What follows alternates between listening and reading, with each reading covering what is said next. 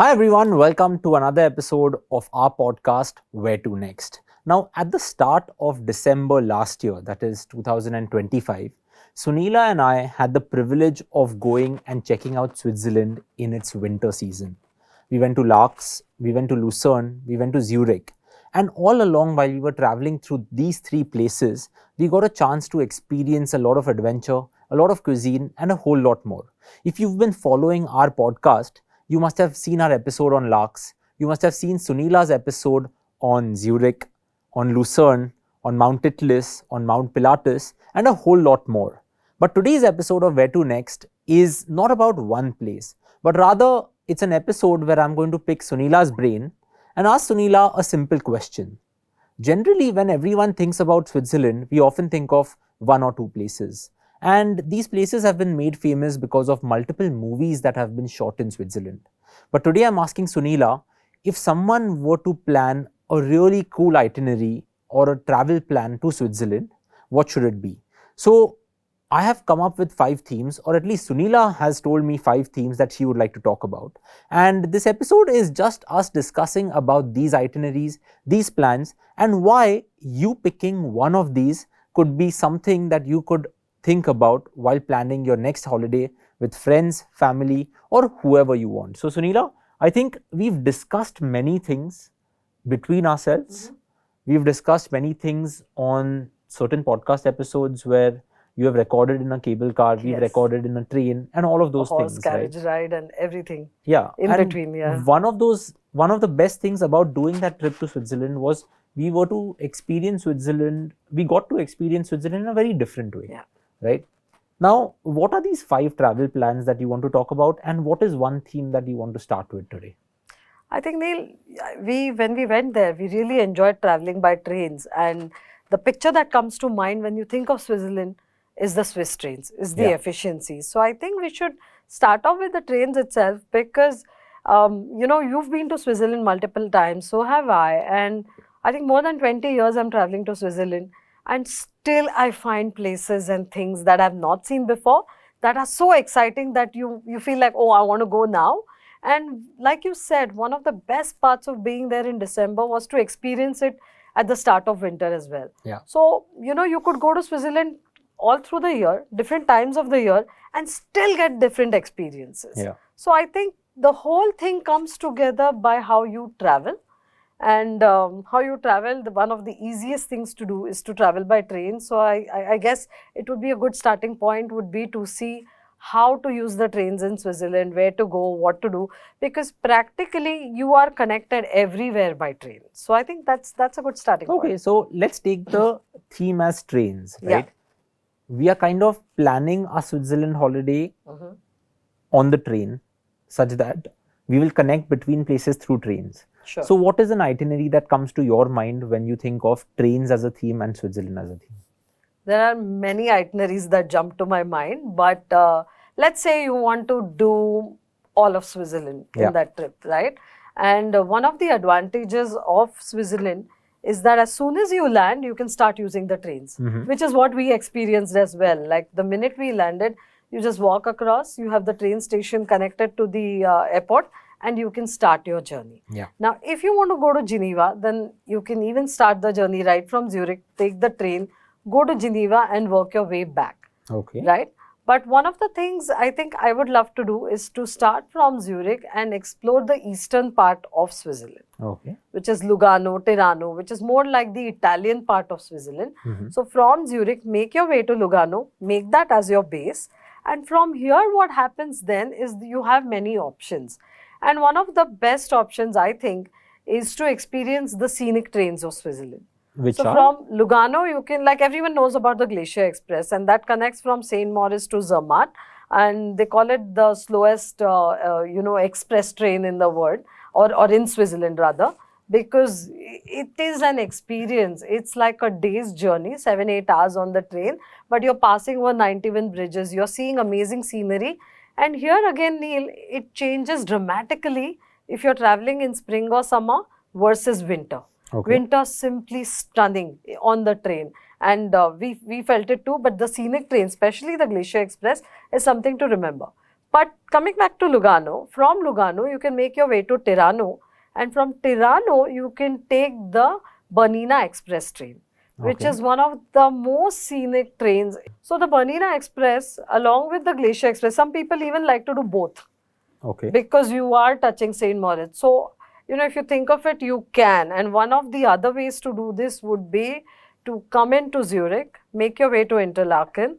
From Interlaken, come to Zermatt, take the Glacier Express, reach St. Moritz, take the Bernina Express then, come to Tirano, take the Bernina Express bus, come to Lugano, and make your way up to Zurich and back. And that's a full circle that you have done. That there. would be a full circle. Of course, if you come to Geneva, then you can do Geneva, Lausanne, Montreux, and then take the Golden Express line, and then again come to Interlaken and Lucerne.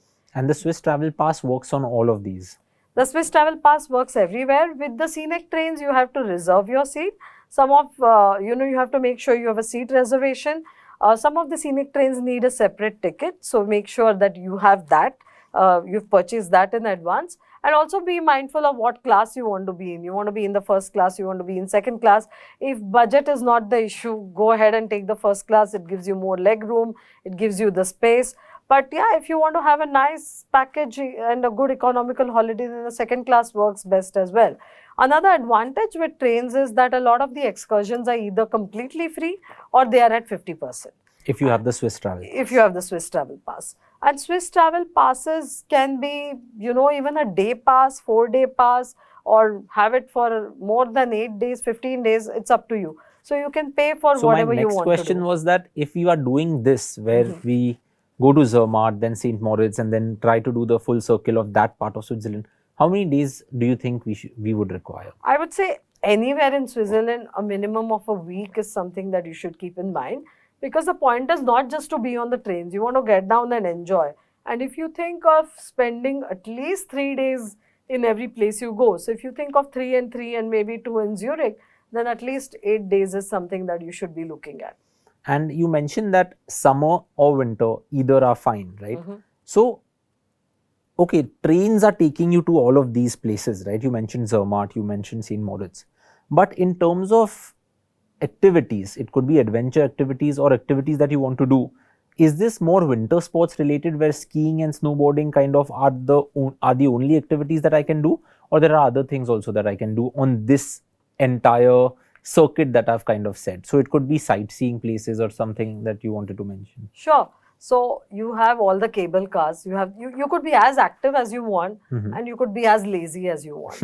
Like I remember I was in St. Moritz once for one of the workshops, and we were a group of about 5 people, and there was one more girl, one lady with me, and both of us went kite surfing on the frozen lake in St. Moritz. And then when we turned around, we saw the guys in our group, and they were on this horse carriage ride, enjoying their leisurely ride in St. Moritz. So you can do whatever you want. You can enjoy beautiful horse carriage rides around the city. You can take cable cars, you can take funiculars, you can just go and sit by a lake if you want. Or say you come to Lucerne. The best part of the Swiss Pass is it allows you travel not only on trains, but also on buses and boats. So if you remember, we went to the Swiss Transport Museum and we took a tram to go there. Yes. But you can hop on to the boat right at the Swiss Transport Museum and come back to the city. So you could use any type of public transport to get from one place to another.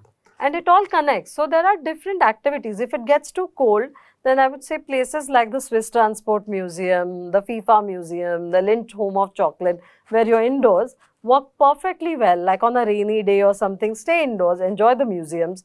When it's nice and bright and sunny, then go out skiing, snowshoeing, do all the adventure sports. And for in between moments, or when you want to relax, horse carriage rides and the others work really well. Awesome. So I guess you've explained the first theme really well. But if I want to do a train holiday, would Zurich be the only point of entering and leaving Switzerland, or would you say Geneva also becomes You could work from Geneva as well, and especially like sometimes you want to combine 2 countries, right? So maybe you're doing France and Switzerland together, and you're coming in from Chamonix. In case you're starting from Paris, and then you're making your way to Nice and then to Chamonix. From Chamonix, you come to Geneva and start your journey from there off Switzerland from Geneva as well. Now, another point here to remember is you can also do something like stay in for the whole week in one place. So, say you want to stay somewhere central like Lucerne and then make day excursions. So, you know, Switzerland Tourism themselves have come up with, and the Swiss travel system together have come up with day excursions that you can take with the trains. So, you could actually like make your base in two places, say Geneva and Zurich or Geneva and Lucerne, and then visit all the attractions by train just by staying there for 4-5 nights. And that works really well too. Awesome. So you've given us multiple options to explore Switzerland by train. So that was the first theme. What is another theme that could be a theme that I can pick for a holiday to Switzerland? Neil, you mentioned, you know, skiing and adventure. And I think adventure and being outdoors in Switzerland is something that all of us would really enjoy. And more I see people wanting to do that, because you asked me, do people, you know, do they have to do skiing or do other things? And here's where the outdoorsy part comes in. Like one of the guides in Switzerland once asked me, what's your sport? And I said, what do you mean? He said, but everybody has to have a sport. What's your sport? And so in Switzerland, they are walking all the time. They are so active. They're climbing their mountains. They're swimming in their lakes. And I think as a visitor, when we go there, at least for those 7, 8, 10 days, we should also enjoy that. I would like to add a point over here that if anyone is going to Switzerland, won't you say that every day should be a newer activity, right? So we recently went and then we did ski classes and all of that. But throughout the 10 days that we were in Switzerland, I was just counting the number of adventure activities you could do. And at least my list had skiing, snowboarding, hiking, trekking. You could do cross-country skiing if you've never done that. It's basically you putting skis and like walking through. You could do a small bungee jump that we saw in Larks. You could kind of do skateboarding. You could probably do ice skating if you wanted. If you go to a place like Mount Titlis, you can do the snow toys that kind of exist. If you're in Interlaken, you can do paragliding. The snowmobiles and you all can do the snowmobiles. You can do river rafting, as you mentioned. You can swim in the lake if you can kind of take the temperature of the water. So every day would be a different activity. But are there any super unique activities that kind of come to your mind that you would like to tell us? Because generally when people think of adventure activities, people only think of skiing or snowboarding. But anything specific in Switzerland that, you know, people kind of don't know of? Like you mentioned at the start of the episode that everyone knows the Glacier Express. I don't think everyone knows the Glacier Express. You know the Glacier Express that well. So any activities come to your mind? Yes, Neil, I was hoping you'd ask me that, because I'm sure not many people have thought of trekking with goats. Okay.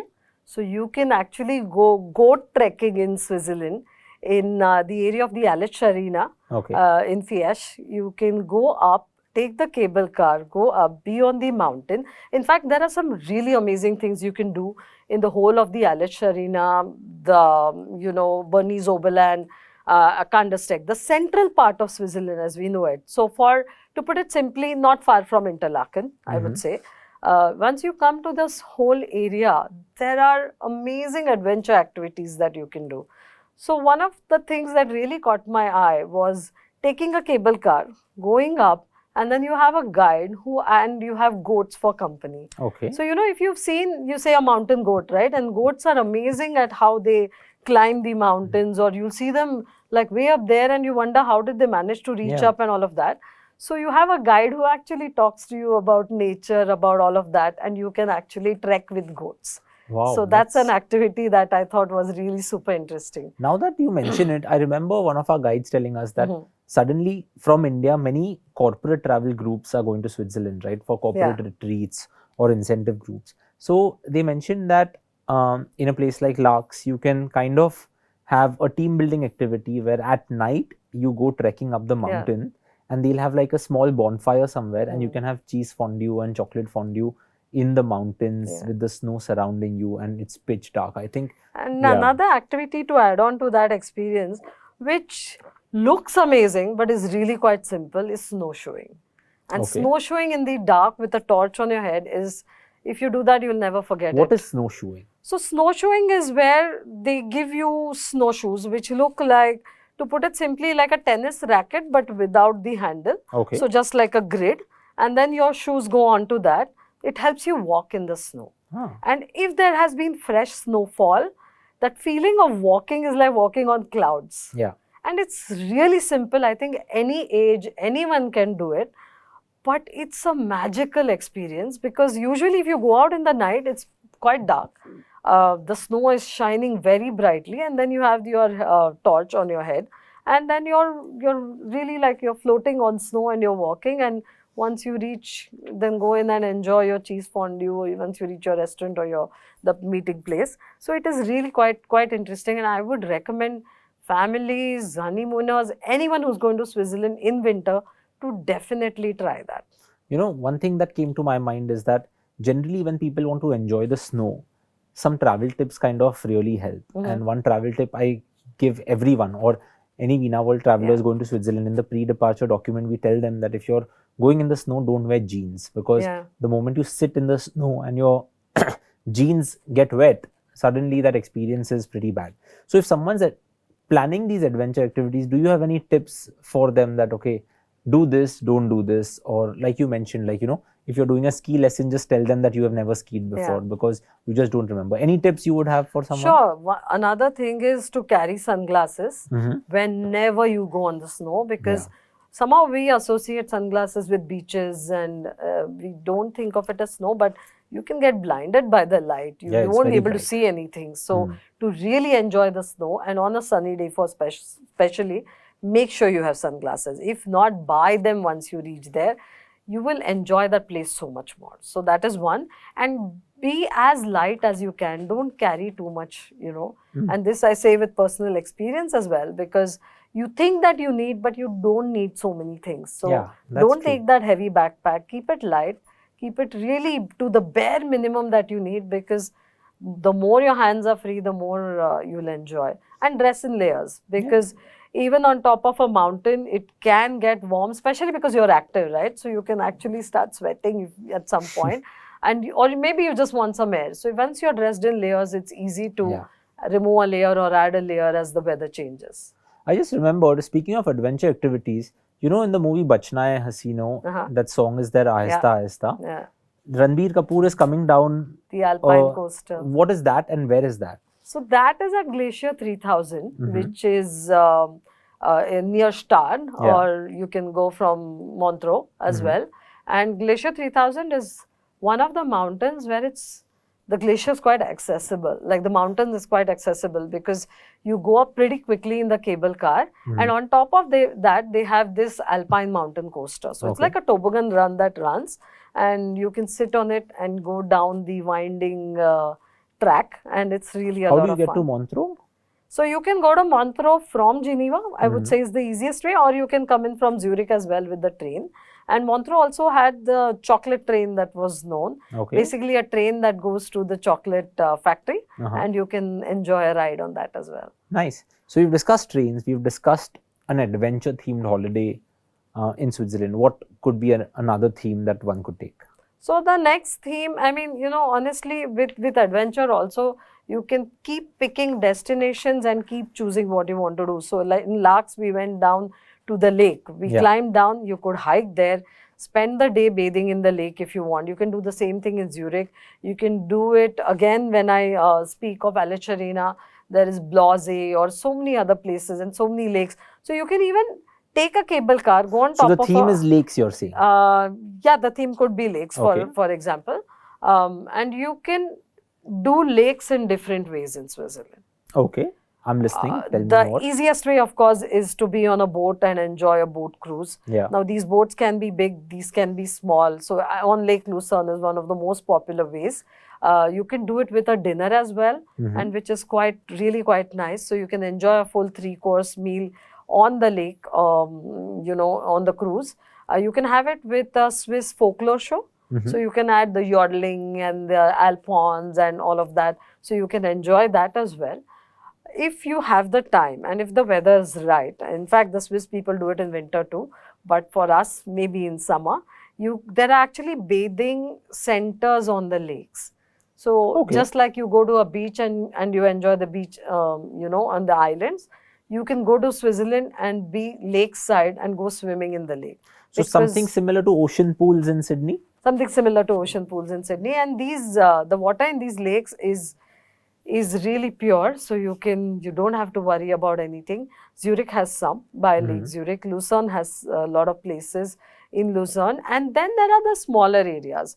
So there are also places like, coming back to LH Arena, you can take a cable car, go up, then trek to a lake, Okay. and then go swimming in the lake. Oh, wow. So that's going to be really stunning because you're already at a height. So you're going to a glacial lake, but you're taking the cable car to go up, then you're walking, and then you're going swimming. So obviously the number of people are going to be quite less, and you will enjoy nature as it should be enjoyed. So that's another way to do the lakes. And at Zug, when we got off the train and we said, let's go, they had actually created, I was walking by the promenade, and then I saw this place where they had created like an observation Like a area, staircase that you go down, that right? goes Yeah, yeah, down, yeah. and then you can actually see life under the lake, which I thought was really interesting.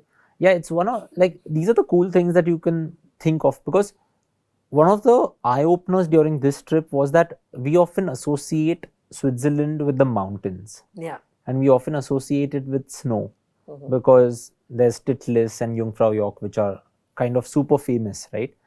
But this is a very different alternate theme that you could kind of take. An additional thing that kind of came to mind was that a cruise is often thought of that I'll do a lake cruise where I'll just be looking outside. But I would say having dinner is a different experience. Having dinner at night is a different experience because you can do a fondue cruise. Having a folklore show is kind of a different experience. So that also is something different. Recently, I heard that there was a wedding that happened on a cruise while they were on the Lake Lucerne cruise. Now, swimming in the lake, right? Do you think you can handle it? I've never experienced the temperature of a Swiss lake, but is that for everyone, or is that something you should try only in the summers? I would say try it in the summers. If you're brave enough, try it in winter as well. I mean, when our tours go to Antarctica, we have people doing the polar plunge, where they're jumping into the icy cold waters. Of course, you can't be there for long, but it's an experience you don't want to forget. Your mom just did it last month, right? That's right. My mom did it, and I'm really proud because she's 78 and she jumped into the waters of Antarctica. So if at 78 you can do it there, I'm sure you can do it in Switzerland. And our guide was telling us, right? She said, just go have a dip. In fact, when I was in Sicily, I saw this Norwegian couple, and it was October or November. So the water was cold and I was just dabbling my feet. And she said, just tell yourself to go in and you will. Of course, coming from Norway, I think the weather was really good for them. For us, I would say going in summer would be the best because then you can really enjoy it. But if you're a little bold, try it in autumn or winter, and maybe you won't stay there longer. But one way to enjoy that in winter, Neil, I'm glad you brought this point up, is say you're in the region of Leukerbad. Okay. And Leukerbad is a place which is known for thermal wellness. Okay. Which means that the water that's coming from the springs is actually at a certain temperature, which is amazing because the water's warm. And they've created pools where this water comes in, so you can be in thermal water. The snow is falling, but you are soaking in warm water. And it's one of the most magical things to do. Snow-capped mountains in the background, hot thermal water, and snowfall. I think that amazing. Should be on our next trip. We could probably go and do a podcast there. That would be very cool. So, trains, adventure, maybe lakes done. What is another theme that comes to your mind? I think, one theme that I would love to talk about is the trip that families take with maybe teenagers or friends, or just friends traveling together for the youth. Because Switzerland has so much that it can give you. Of course, you have on the one hand all the adventure activities, all the fun part, like we went to Engelberg and then we went up to Mount Titlis. So there are so many fun things to do. But the best part is, I think Switzerland also teaches you a lot without preaching or teaching. You learn so much. So say you start in Geneva, and just Geneva itself, you could spend 4 or 5 days on a school trip, on a trip with your parents, on a trip just with friends. So you have the UN headquarters. You could So visit you're saying that. you could do a lot of learning also. A lot of learning without being boring. Yeah. You know, you have the International Red Cross Society, and it's one of the best places to visit while you're in Switzerland. Of course, you have CERN, you know, the nuclear reactor place, but you have to make sure, CERN, where you Yeah. have to take prior admission. But if you can't do that, then the UN headquarters and the International Red Cross Society are places that you must visit. Not far off is the Olympic Museum in Lausanne. And you know, the name is a museum order, and we've spoken about museums earlier on the podcast. These are all interactive and so much fun. In Zurich, you have the FIFA, Yeah. and you know, all the kids love football. So that's something to do. You have places where you can make chocolate, you can taste chocolate. You have the Lindt home of chocolate, you have the chocolate factory, Maison, Cailler, and so many other places. In Interlaken, you could go in and make your own chocolate. So in different places, as a child, if you think of it, you're learning, you're having fun, you're eating your chocolates, you're even seeing how cheese is made. You could go to a cheese factory and see that.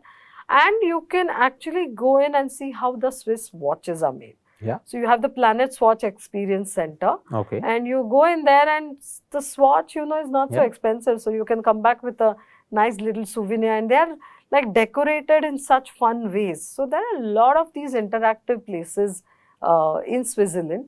So I think with children and with parents together, it would be an amazing experience to go and do all of these. And I would add the Swiss Transport Museum that you Yes. mentioned earlier, because I think when we went there, we had time from 10 a.m. till 12 p.m. Yeah. And we literally didn't get were much running. done. I was so disappointed because there's so much that you can do, right? There are planes, there are trains, there are cable cars, there are interactive displays for you to do a lot. There's Formula One cars there, there are vintage cars, simulations there. So much fun. There are interactive things where they show you how electricity is generated. They have a small miniature model of like how the tunnels are dug up and all. I think of all the themes that you have kind of discussed, right? Yeah. This kind of has stuck with me just because generally a holiday is thought of that, okay, we are going to do sightseeing, right? We are going to go to amusement parks. Yeah. And what would kids do in a place like Switzerland? And people often think that, okay, you'll probably be able to play with the snow toys and all of that. But a museum is not always a museum where you have paintings or sculptures. These are the museums that kind of make you go beyond. And in the episode that we had done about museums, right, we had discussed a lot about this. But I think that is a very good thing where whether you're going with family or friends or even with kids, educational experiences also become a part of the holiday. And that's what I kind of remember, like from my childhood also, right? Like the places where I've learned more, I've kind of remembered and have wanted to Like go. the Swiss cow, you could take your child to an experience where you can actually carve the Swiss cow, and that holds so much more importance as a memory when you come back. Like I didn't just go and buy, I made one. And I think that is the trick when you're traveling with your children, is to go and do these things that become memories. Yeah, that's true. Okay, 4 themes done. I'm sure you have a 5th one in mind, but I just wanted to insert one because I thought that, okay, like this is also something someone listening to the podcast may have a question about. We mentioned trains, right? But sometimes people don't want to travel by train, but people like to travel by car, right? Is a self-drive holiday around Switzerland possible? Do you recommend it? If we are to do it, what is a route that kind of comes to your mind? Because the road network is also pretty good, but I just believe the trains are better just because you don't get as tired. But what do you think of a self-drive holiday? So Neil, if you go to the Switzerland tourism website and if you just look up a little bit on the internet, you'll find what is known as the Grand Tour of Switzerland. Okay. There's a Grand Tour of Switzerland by train and there's a Grand Tour of Switzerland by car. So you can definitely do a self-drive. And I think if you're a group, it would be even more fun to have cars together or just your family driving around. Quite easy to drive if you're used to driving on the opposite side as India, or maybe have a little practice and you can get used to it. It's not too difficult. The best part in Switzerland is you can choose the levels. So you could be on the you know, just the normal big wide roads and do the whole tour. And you actually have photo stops that say Grand Tour of Switzerland. Yeah. So you could go from one photo stop to another, Oh, wow. taking your photos with the emblem that says you are on the Grand Tour of Switzerland. And you can if do I that. wanted to do like a chauffeur-driven thing, this also can be arranged, right? Easily can be arranged. I mean, if you don't want to, you want to drive, but you don't want to drive yourself, Yeah. then a chauffeur-driven car is something that you can easily rent out and tour all of that. The advantage, of course, is that you see a place you like, stop and spend the whole day there if you want to. So I think driving, by car, like traveling by car and by road, gives you that freedom Yeah. to kind of keep your holiday flexible, Yeah. which in Switzerland is going to be amazing. But I would still have an itinerary, because every place you go to in Switzerland, you'll feel like stopping there and you'll probably spend half a day there and not cover the rest of it. Yeah. So it's good to follow an itinerary, but going by car gives you the freedom to do that, to stop wherever you want, see things you want, spend some more time doing things out there, and you can do that. There are also quite a few high passes. So you can go on to the high passes, which are like really winding roads that cut through, which were shot in some James Bond movies and stuff like that. So once you take that road, you know you are on that road, like with sharp bends and things. But I would say that's for the advanced or the experienced drivers. That's easy. We were on a road trip in Switzerland actually once. We were driving and it was quite dark, and we didn't realize. So there was a traffic light, so we waited and then suddenly we started moving, but we were not driving. That's when we realized we were on the train that connects. So that, like how you have in Croatia, you have those ferries, or you have in Scandinavia. This was actually a train, and because it was so dark, we didn't even realize what was happening. We were just following the GPS. We drove, we stood at the traffic light, and suddenly we said something's moving, and then we realized we were moving. Oh, so it takes you to another point and then the traffic light turns green. Yeah. Oh, that's very cool. I did not know that. Yeah. Okay, so self-drives, cars are also a theme. What's a final theme that comes to your mind? I think I would say luxury. Okay. Because it kind of puts everything together, and there's a lot that you can do when you talk of luxury also. I'm going to actually mix it up a little bit, because, one of the thoughts that I had with luxury was, you have the luxury of space and being outdoors with nature. So it really depends on what luxury means to you. If luxury means 5-star hotels or really luxurious palace kind of hotels, you have that as well. You could go and spend all your 3-4 days at a resort in Switzerland and not go anywhere else, because that place itself is so beautiful. The way you reach your destination or your resort also can be really different, like Bergenstock in Lucerne, where you have to take a boat and then you have to take a cable car and go up there, or Montana, where you have to take a funicular and go up onto the mountain. So when reaching there itself is an experience, then you can imagine how beautiful the resort would be. There are certain resorts which are based in villages which are car free. So Murin on the way to Schilthorn is something for me that is true luxury, where I don't have to worry about a car and how it comes, and just be able to walk everywhere. Zermatt is another place which... So Zermatt is car free? It's car free. So you have to park your car in Tash and then walk, or the electric cars, or some cars are allowed where, the resorts are there for transport, or there are electric vehicles. But otherwise you can walk everywhere without worrying about the main street, where I just love car free villages. Wengen is another place where you can go in and enjoy walking car free. So all these places are really quite amazing, and that also is luxury. Now, one of the things you can do is also cross over into other countries, and that also for me is luxury, to stay in Switzerland, but in a day go to France and come back. So when you're in Geneva and when you're in Lake Geneva region, you can take a boat and go to Evian. We know Evian as the place at the source of the Evian mineral water, which is actually France, but you can take a boat, go to Evian, you can drive there, enjoy Evian in the day and come back to Switzerland. That's one. The second, I think you have discussed with Devika on the episode, like when you're in Zermatt and you can cross over by the cable car into Italy and then come back into Switzerland. So again, I think the Alpine crossing.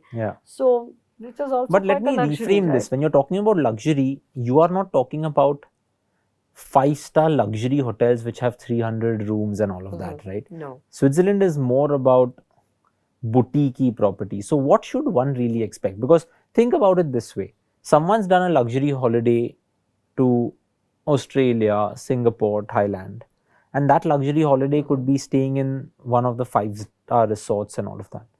Luxury that you find in Southeast Asia or Far East Asia is very different to Yeah. Switzerland, right? So, what should one expect? Because we've often seen many of our travelers go there expecting that, okay, my hotel may have a water park and all of that, and they don't find that. And suddenly, you may be in a five-star hotel, but you still don't have servers at breakfast. You have to kind of fend for yourself. So, what is a real understanding of luxury when it comes to I Swiss think there's holiday? a lot of variation when you say luxury. It's no one term or one Yeah. standard that you can think of. But let's think of it, let's break it into what Switzerland is most famous for, mountains and lakes. Yeah. So you either have mountain chalet kind of hotels, Okay. which are mainly the skiing areas. You'll find them more in the skiing areas. And these can be like 1,000 square feet rooms if you want to. Yeah. And that can be the topmost luxury that you want. Andermatt has quite a few out there. You have St. Moritz, which has some of the best luxurious properties, which are built for winter. Yeah. Which means that if you also want to go skiing, a lot of them are ski in, ski out resorts. Yeah. So you can enjoy that as well. They will often have saunas and hot pools. So when it's snowing outside, you can enjoy that. The rooms may be large, may be smaller, because mountain chalets tend to keep things cozy. But a lot of these hotels have changed and have, refurbished themselves into the modern kind of luxury as well. So they may look like the old wooden chalets from outside, but they have all the facilities inside. So that is one. And on the other hand, you have the lake facing or the lakeside properties. I'm talking mainly of resorts. Of course, you have Zurich and you have other places where you can have the more business kind of a luxury, where you need the hotel rooms to be like the hotels we know. But if you think of resorts, there's either mountains or the lakes. And, with the lakes, you could choose to be on a lake, like I said. Just think of it, if you can go swimming in the lake from your hotel and come back, or if the pool itself is in the lake, then you really enjoy that to a different level. Of course, when you're booking these hotels, then remember to spend, at least keep some time to really enjoy that property as well, and Yeah, not don't just book it stay for a there and night then and go then everywhere leave, else to do that. So I think in terms of the hotels, there are a lot of options in Switzerland, and we haven't even spoken about apartments of things, but there are luxury apartments too. So you could be in very, very, very modern and beautiful apartments. Like even in Grindelwald, we had rented a 3-bedroom apartment, and it had a fireplace, it had everything that you would want for a beautiful stay. And then, like we said, the chauffeur-driven cars, you just keep on adding on the elements of luxury, beautiful restaurants, even Michelin-starred vegetarian restaurants if you want that. So the whole option and the whole range is ready for you. And when it comes to experiences, there's always an upgrade. Like when you're in the cable car, like in at Matterhorn also, you can have the crystal one. So there's always an option to upgrade. You have the first class if you go by train. You can choose to send your luggage and not have it with you. So you can really have a very luxurious holiday in Switzerland. I guess the deeper you dive, you realize that if you don't have a budget, the options that you have are also unlimited, right? Okay, so we've discussed trains, we've discussed self-drive holidays, we've discussed adventure, we've discussed lakes, we've discussed luxury, and we've discussed experiences that could be educational in nature that you could do with friends, students, and all of that. I guess that's a good list to have as we kind of roll up all of everything that we did in Switzerland and we kind of release this episode. But one final question I have for you is that, having discussed all of these things and having been to Switzerland multiple times, right? What is on your bucket list now? What is the next thing you want to experience that you haven't yet experienced? In Switzerland, I think I want to go on a glacier hike. Why is that? I want to go walking on a glacier, which is something I've never done. So I think, winter is ticked off in a way, but I would love to hike for really long, like maybe go out on a complete hiking trip. Could be summer, could be winter, could be spring or autumn, doesn't matter. But I think I want to be in the outdoors and not see a few people for some days maybe, but definitely include a glacier hike in that. Because one, of course, the glaciers are receding in that sense. So we should raise awareness and, at least try and keep what we have and be aware and really enjoy that. And two, I've never done it, so I would love to be out there on the glacier. Awesome. You know what I want to do? We keep seeing these Instagram reels of during the summers, people are standing on a bridge and they jump into the river, and the river just kind of takes you. You should go to Basel for that. Yeah. And so I want to do that because, in Basel, I met someone and she said one of the gifts I got from Basel Tourism was a little float bag. And I said, what's that? And she said, I carry it to work every day. I said, what do you do? She said, at lunchtime, I have my lunch quickly. I always have my swimsuit with me. We just take the float bags, put our clothes into the float bag, and we go swimming in the river. We swim for an hour, come back. The float bag keeps your clothes dry. Come back to office. I said, that's a lunch break I would like. That's amazing, right? Yeah. Maybe something like that I would like to do. And Basel, so you can just go there during the summers and just jump in, right? Go jump into the river. Okay, maybe next time. Yeah. So I guess that was our episode on Switzerland. These were 6 ideas that maybe Sunila has for you, but I'm sure there are many other ideas for a Switzerland holiday that you would have. So let us know in the comments of what you thought of this episode and about your ideas for the next Switzerland holiday. Until next time on our travel podcast, Where to Next, as we always say, keep celebrating life, and we will see you the next time with a very different destination and a different theme. See you. Bye-bye. Bye-bye. See you soon.